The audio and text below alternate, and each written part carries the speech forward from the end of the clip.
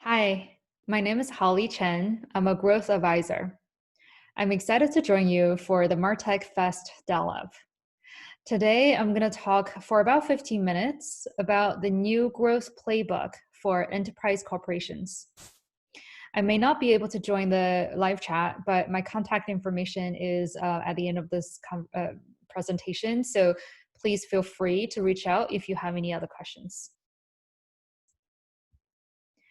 Most recently, I led global digital marketing at Slack, helping it grow from 100 million to 700 million ARR and going public. I was the head of growth at Google Store and led global B2B website strategies at Google Ads.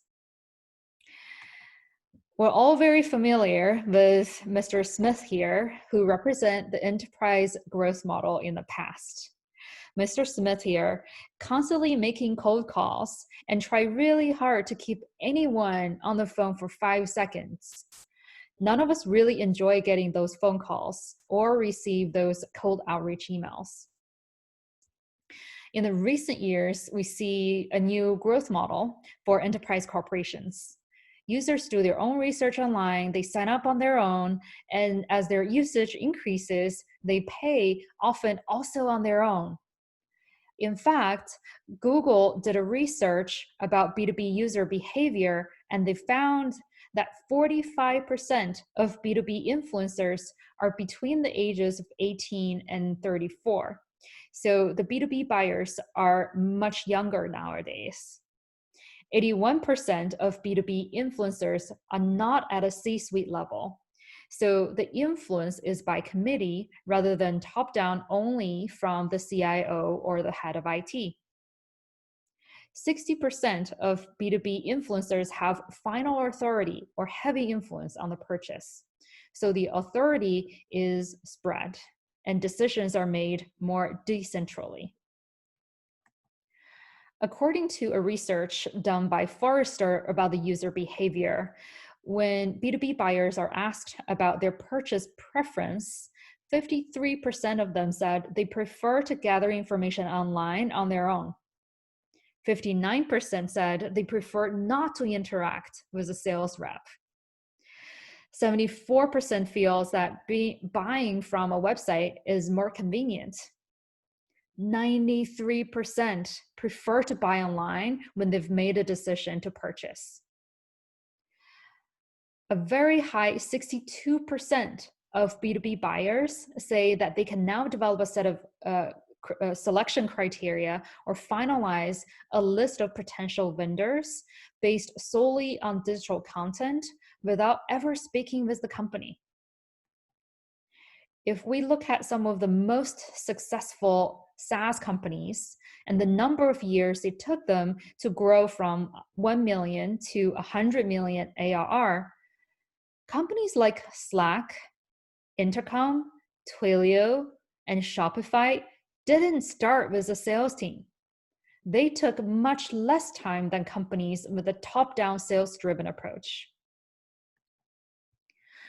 If we look at the stock market and look at the post-IPO stock performance, companies with this product-led bottoms-up growth motion outperform the rest of the public SaaS companies, as well as the S&P 500 and the NASDAQ.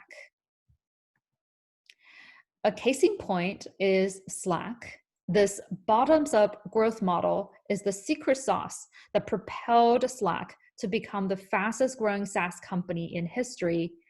And it grew from 0 to 12 million daily active users in 5 years. So how does it work exactly?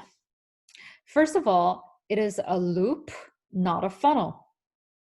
The traditional funnel approach drive leads to the top of the funnel, lose them along the way, and hopefully some of them will sign a multi-year contract at the end of the funnel to make it all worth it.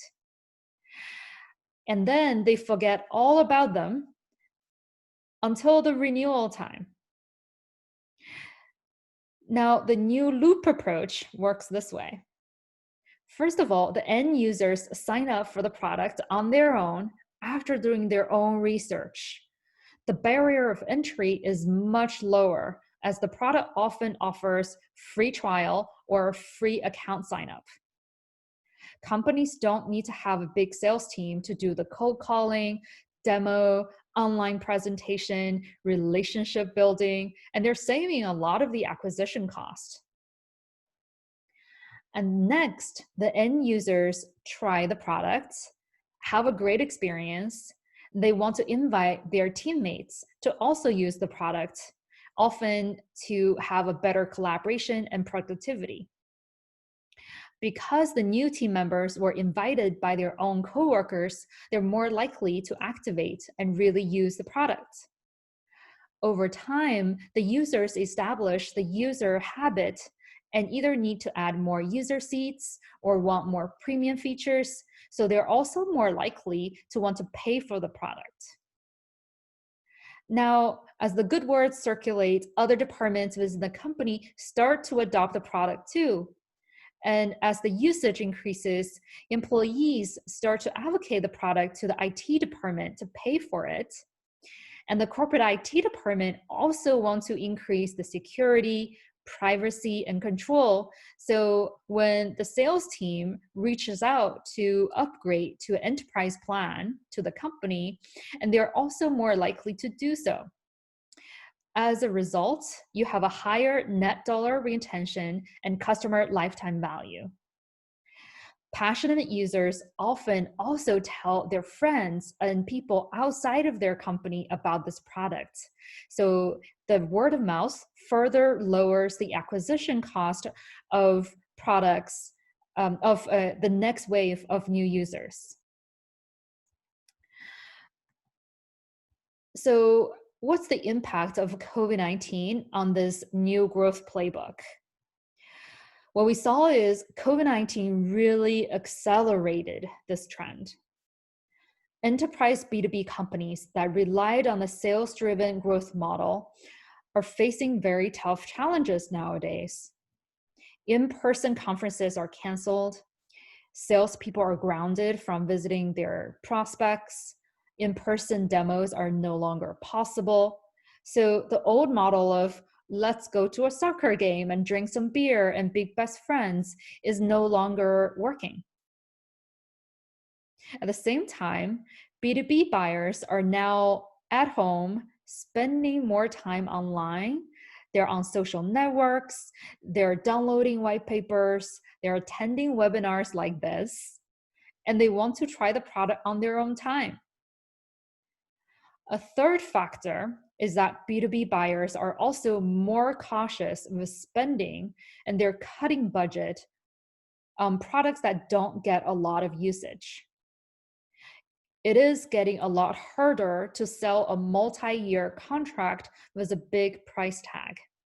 And people prefer a more flexible monthly subscription pricing plan that they can adjust based on the usage and value they get.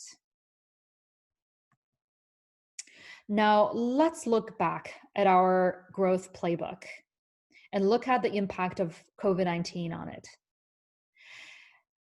Now, there's more pressure to cut down on the acquisition cost even further. And companies are increasingly realizing the problem with a leaky bucket, and they start to focus more and more on retention and engaging the customers. Executives and investors are also paying closer attention to profitability and payback window. So the monetization piece is also becoming more critical. Now, how should you adopt this new growth playbook? It is important to have a holistic growth strategy. First of all, it is essential to break down the silos among the product, marketing, and sales teams.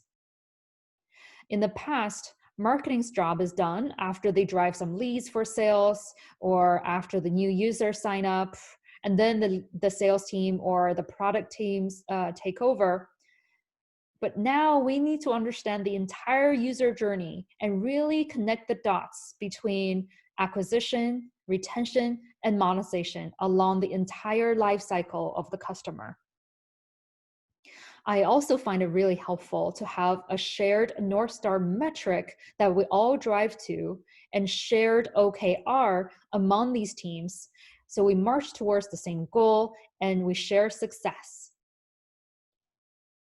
You also want to foster a test and learn culture and obsess over user experience. Because at the end of the day, this is a consumer grade, pleasant user experience that really drives the users to continue to use the product. On the flip side, it is also important to understand the risks and trade-offs of this bottoms-up growth model. First of all, you may incur significant strategy and organization shift and investment, especially if you already have a top-down sales-driven growth approach.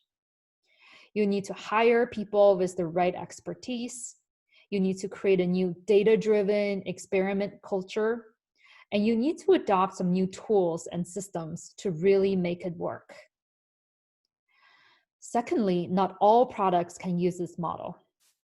If your target market is more in the financial services or healthcare, similar restricted industries, there may be regulatory or compliance constraints. If your product also requires essential financial information or HR information, top-down approach is probably necessary instead of going towards the end user. Also keep in mind that the bottoms-up approach tends to attract smaller companies and teams, at least from the beginning. So you may face challenges when you try to go up market to acquire more bigger enterprise customers effectively. Finally, sometimes we overlook the cost to serve. There are now more free users that may never convert to paid users, but you still may incur higher customer service cost, user education cost, server cost, and engineering cost to maintain the different levels of the product. So you should consider carefully if this is the right model for you. If you do, make sure you create a holistic growth strategy end to end. And that's it all for me today. And thank you for joining me to talk about the new growth playbook for enterprise corporations. If you want to access my slides or continue the conversation, please find me on LinkedIn, Twitter, or send me an email. Have a great day.